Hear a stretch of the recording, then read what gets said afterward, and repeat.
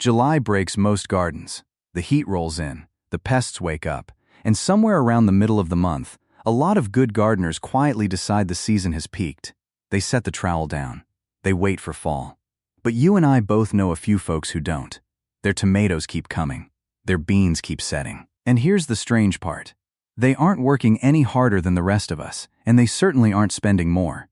If anything, they're spending less. I'm going to walk you through 28 things worth doing in your garden this July. Small jobs, most of them under 5 minutes. But I'll tell you the secret right at the top, because it's the thread that ties all 28 together.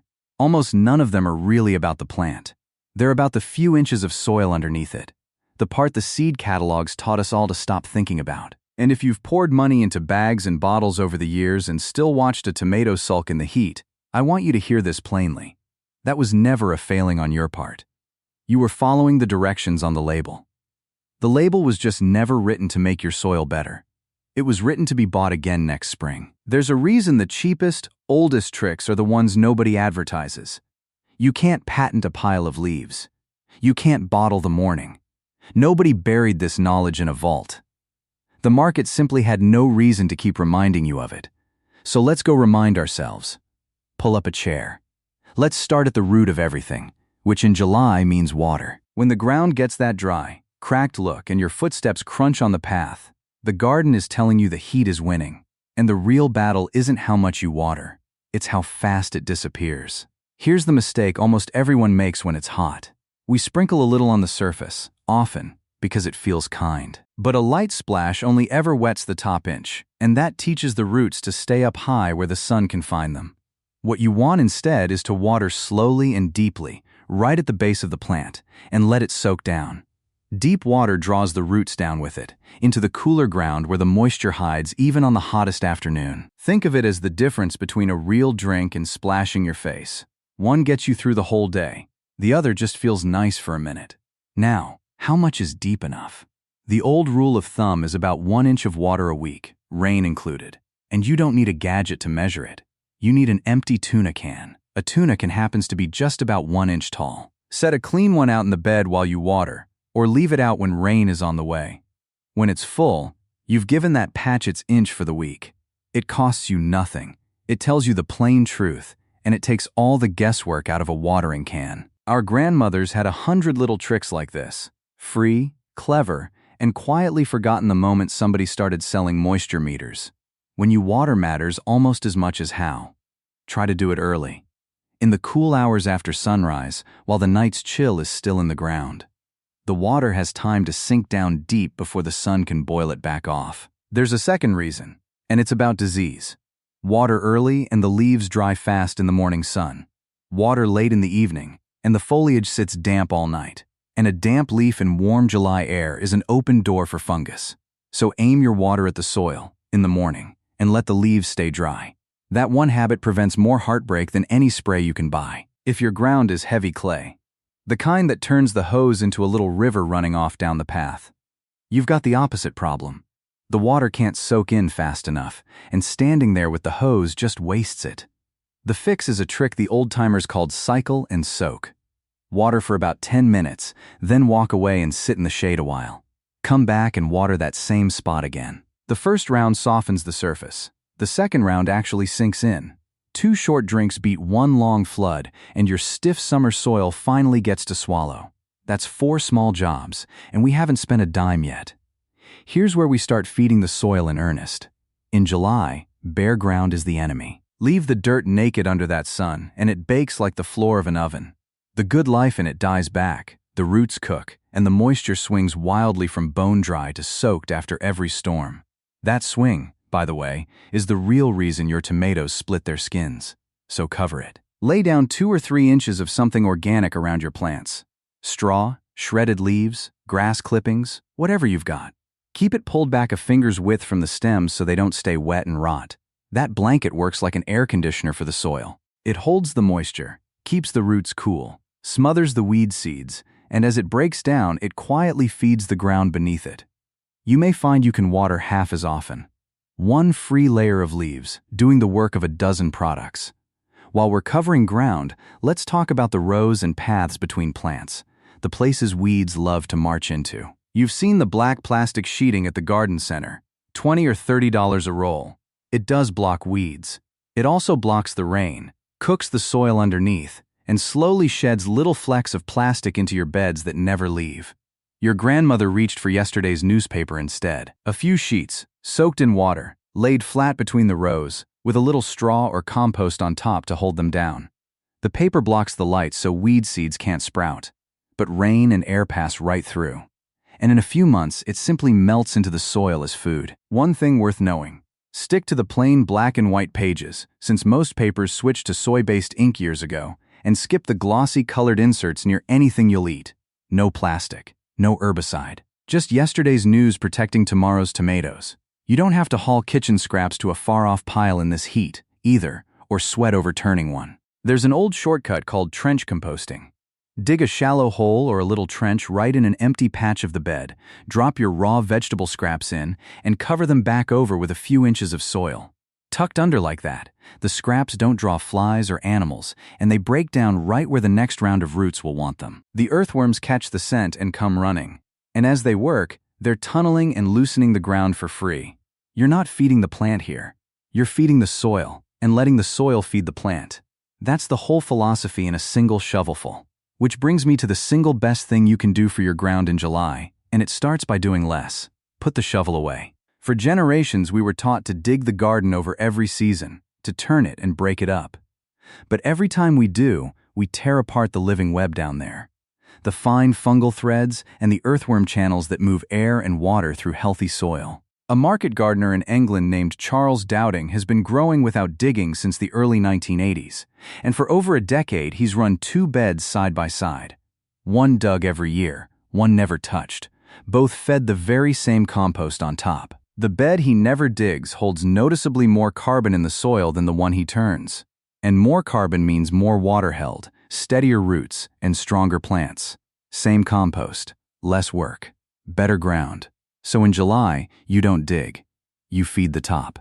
Lay your compost, lay your mulch, and let the worms carry it down the way they've done since long before any of us showed up with a spade. Now, before we go any further, everything we've just covered, and everything still to come, I've gathered onto a single page. The watering rhythm, the short list of what to skip, an honest year-by-year picture of what building living soil really looks like. It fits on one sheet you can tape inside the shed door. If you'd like it, point your phone at the code on the screen and it's yours. No charge, nothing to sign up for. Then stay right here, because the next stretch is all about the plant most of us fuss over more than any other, and the one piece of tomato advice that's been quietly wrong for years. Let's kneel down by the tomatoes. Look at the lowest leaves, the ones resting right on the soil. Those are a hidden doorway for trouble. When a leaf touches damp ground, soil-borne fungus climbs right up it and into the whole plant. Take a clean, sharp pair of scissors and trim away the branches on the bottom 4 to 6 inches of the stem. It opens the air around the base, keeps the splash off the leaves, and the plant stands up noticeably healthier for it. One habit to keep: wipe the blades with rubbing alcohol between plants, so you're not carrying disease from one to the next on the scissors themselves. While you're down there, look at the top of the plant. And here's where a lot of good advice goes too far. You'll hear that you should pinch off every sucker, every little shoot in the crook of the branches. But strip a tomato bare in July, and you leave the fruit naked to the sun, and it scalds. A pale, leathery sunburn right on the skin. So leave a few of those leafy suckers up top and in the middle. Think of them as a parasol. They shade the fruit through the worst of the afternoon and keep the skin smooth. Prune for airflow down low. Leave a little cover up high. In high summer, a tomato wants a hat. Now the harvest itself. There's a quiet heartbreak every gardener knows. You wait and wait for a tomato to turn perfectly red on the vine, and the morning you go to pick it, a bird got there first. Here's the old market grower's secret. Pick at what they call the breaker stage. The moment the tomato has just begun to blush, when it's maybe half turned from green. By then, every bit of the flavor is already locked inside the fruit. The vine has done its job. Bring it indoors to finish coloring up on the counter, out of the sun and out of reach of the birds. You lose nothing in taste. You stop sharing your crop with the wildlife, and the plant pours that freed up energy into setting the next round. And now the one I promised you. The tomato advice that's been wrong for a long time. You've seen it. That sunken brown patch on the bottom of the fruit. blossom end rot. And the moment it shows up, somebody always tells you the same thing. Your soil's short on calcium, go buy something to add it. Bone meal, eggshells, a calcium spray. Here's the honest truth, and you can check it against any university extension office in the country. Blossom end rot is almost never a shortage of calcium in your soil. It's a delivery problem. The calcium is usually right there in the ground. But when watering swings from drought to flood, the plant can't move that calcium steadily up into the fruit fast enough, and the far end of the tomato pays the price. So pouring on more calcium rarely fixes a thing.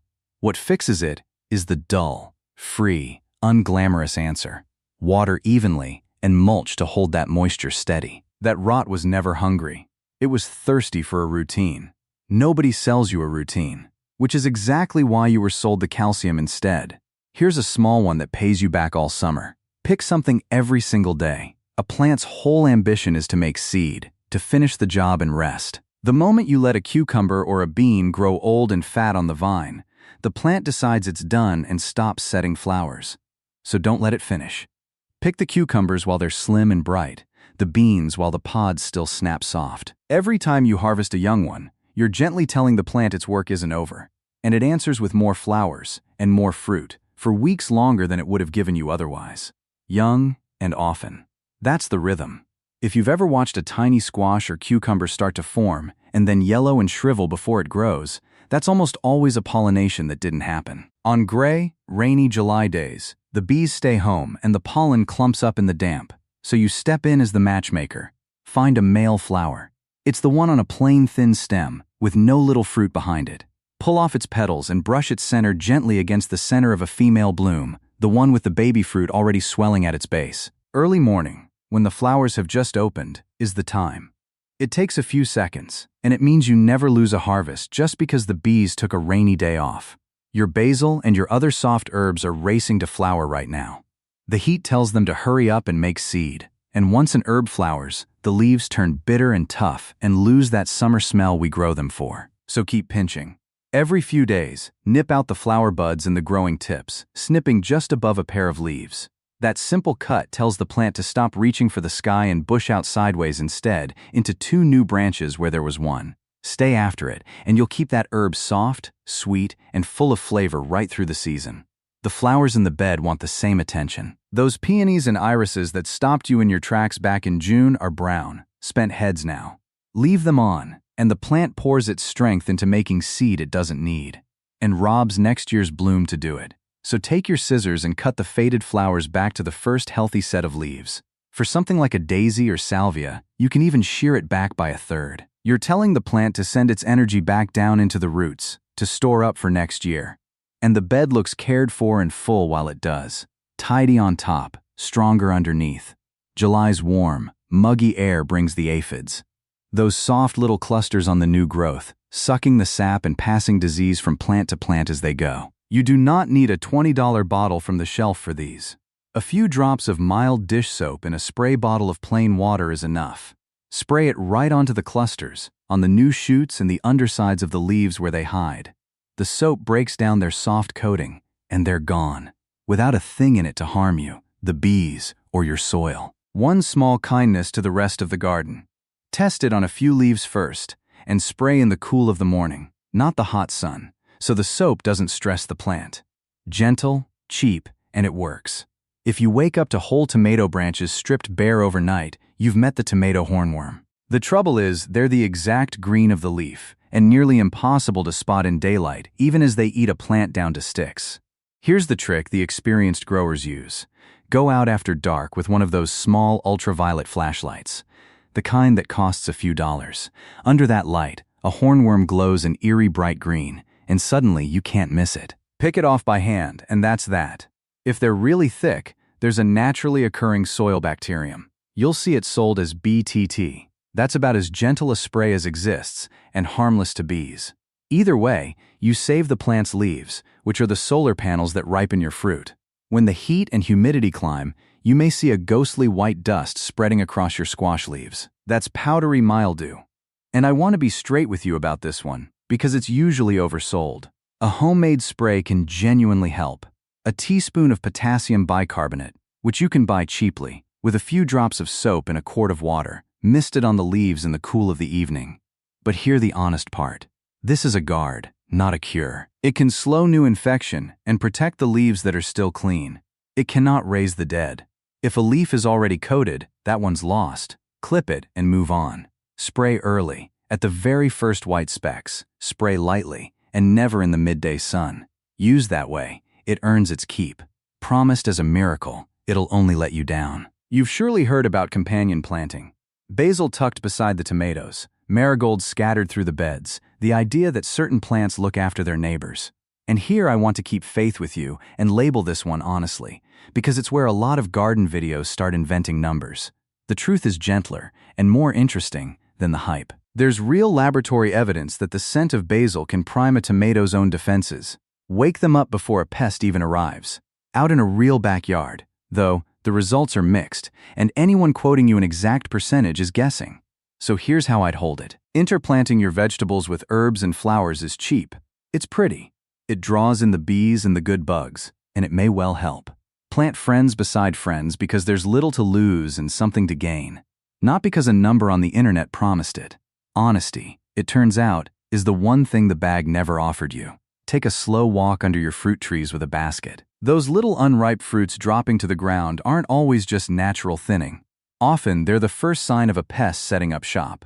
The plum curculio, for one, lays its eggs in young fruit, and when that fruit falls, the grubs crawl out into the soil to wait for next year. So gather the drops, every afternoon if you can, and put them in the trash. Not the compost pile, where some of these troubles can survive.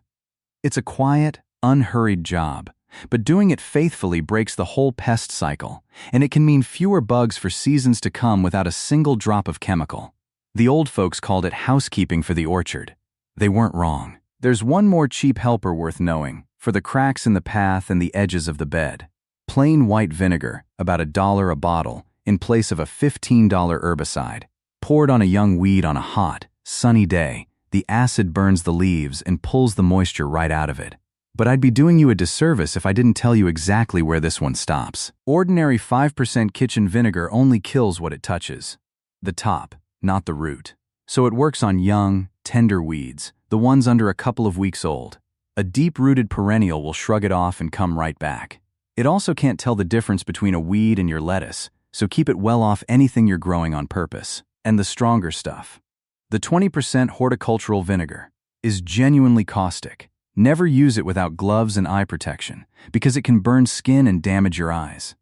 The plain kitchen bottle, used with care on young weeds, is the safe one, and it wins on price every single time. When the worst heat settles in, your tender greens and young transplants suffer even when the soil is wet, because a leaf in full sun can run far hotter than the air around it, hot enough that the plant simply stops growing to protect itself. A little shade is a real kindness here. A length of shade cloth that blocks around 40% of the sun, hung over the most delicate plants, takes the edge right off. Set it up with room for air to move underneath, not draped flat on the leaves. And you really only need it through the fierce hours, late morning to mid-afternoon. No cloth on hand? An old white bedsheet over a couple of stakes does the same gentle work. Folks were doing exactly this with worn-out sheets and curtains during the bad heat waves decades ago, long before anyone sold it in a packet. And one for your own comfort, so you'll actually want to be out there at dusk. The summer rains leave little nurseries of standing water everywhere, and the mosquitoes find every one. But before you reach for a spray, try a fan. A plain floor fan or porch fan, pointed at where you sit, does a surprising amount of good. Mosquitoes are weak flyers, and the moving air both keeps them from landing and scatters the trail of carbon dioxide we breathe out. The very thing they home in on. It's safe, it's cheap, it keeps you cool, and it asks nothing of the rest of the garden. Tip out the standing water where you can, set a fan on the porch, and take your evening back. Now let's look ahead, because July is secretly a planting month. Plenty of folks think bush beans give you one early flush, and that's it. Not so. Dropped into warm July ground, bean seeds wake up fast, often in 8 to 10 days. And because the earth is so warm, they race to picking size in around 50 days. So a fresh row this week, and you'll be eating tender, sweet beans in September, when the first round is long finished. Lay a light blanket of straw over the seeds to keep that top inch of soil damp while they sprout, and keep the water steady through germination. A second harvest, from the same bed, for the price of a packet of seed. While we're sweating, it's time to think about the cool weather coming. July is the deadline. The real one. For starting your fall broccoli, cabbage, cauliflower, and kale. Miss it, and they won't have the time to size up before the cold. Start these in trays, in a sheltered spot out of the blistering noon sun, where you can keep the seedlings cool and damp. In a few weeks, when they're sturdy, you move them out to the garden. And here's the reward worth waiting for. When those plants meet their first light autumn frost, they pull an old survival trick and turn their stored starches into sugars. A cabbage or a kale leaf harvested after a frost tastes sweet and nutty in a way nothing from a store shelf ever will. You're planting July's heat for November's table. Here's one that turns a chore into a free meal. When we sow seed, we always sow it too thick, and the seedlings come up crowded. Thinning them out feels wasteful, so most folks leave them packed in, and every plant grows weak for it. Our grandmothers thinned without a second thought. But they didn't toss the thinnings. They ate them. Those tiny seedlings are microgreens, and there's good science behind their value. Researchers Zhenlei Xiao Qin Wang, working with the United States Department of Agriculture and the University of Maryland, tested 25 kinds and found the seedlings carried, by weight, somewhere from 4 to 40 times the vitamins of the full-grown plant, depending on the type. Now, that's measured ounce for ounce, and you'll eat far less of a microgreen than a grown plant. So take the headline gently, but the heart of it stands. The little plants you were about to throw on the compost are some of the most nutrient-dense greens you'll ever put on a sandwich. Thinning isn't waste. It's a harvest you didn't know you had. And the last one. The one that quietly makes every other July easier. Keep a notebook. The veteran gardener and writer Margaret Roach calls this season a kind of serious conversation with yourself, and she's right. Our memories fail us. By next summer, you won't recall why the tomatoes cracked, or the week the hornworms arrived, or which bean row gave the most. So write it down. A muddy, dog-eared notebook, or just a quick photo of each bed every week. When the mildew first showed. When you picked the first cucumber. It doesn't have to be neat. A gardener who keeps notes isn't smarter than the rest. They've simply stopped starting from scratch every spring. That notebook becomes a map of your own ground, in your own hand. And no catalog, no app, no bag on a shelf can ever sell you that. You grow it yourself, one season at a time. 28 jobs. But I hope you felt the single thread running under all of them. We never really fed the plants today. We fed the ground they stand in. With a blanket of leaves, a buried handful of scraps, an even drink of water, a shovel left in the shed. The garden I learned in belonged to my grandmother. Cracked hose, tomatoes leaning every which way, never a bag of anything fancy in sight. I spent years trying to feed those plants the way the catalogs told me to, and it took me far too long to understand she was never feeding the plants at all. She was tending the soil beneath them, the way her own mother had taught her. Back when that was simply how everyone gardened. She'd have called most of what's on the store shelf today a cure for a problem she never had. If that's the kind of gardening you come from, or the kind you'd like to grow into, then you already belong here. Subscribe, and let's keep tending the old, honest way, together. Step out into the cool of the morning, pick one small thing off this list, and rest in the shade when the sun climbs high. The soil will do the rest. It always has.